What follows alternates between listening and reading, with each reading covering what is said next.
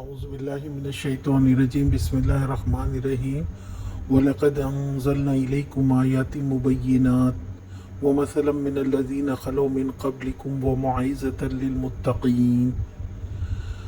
ہم نے صاف صاف ہدایت دینے والی آیات تمہارے پاس بھیج دی ہیں، اور ان قوموں کی عبرتناک مثالیں بھی ہم تمہارے سامنے پیش کر چکے ہیں جو تم سے پہلے ہو گزری ہیں، اور وہ نصیحتیں ہم نے کر دی ہیں جو ڈرنے والوں کے لیے ہوتی ہیں۔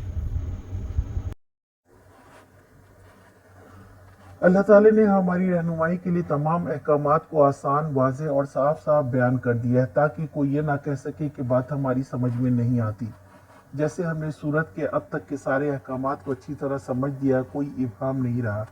واقع عفق کو مد نظر رکھتے ہوئے احکامات کو سمجھیں۔ تہمت لگانے والوں نے حضرت عائشہ رضی اللہ تعالیٰ عنہا پر تہمت لگائی تو پھر عام آدمی کی کیا حیثیت ہے، لہٰذا اس سے ڈرنا چاہیے۔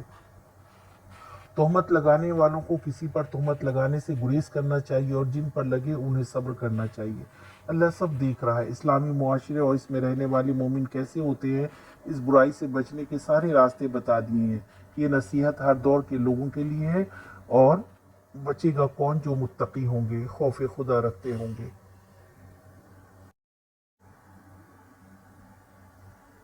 آج کا سوال: اللہ تعالیٰ نے ہماری رہنمائی کے لیے کیا بھیجا ہے؟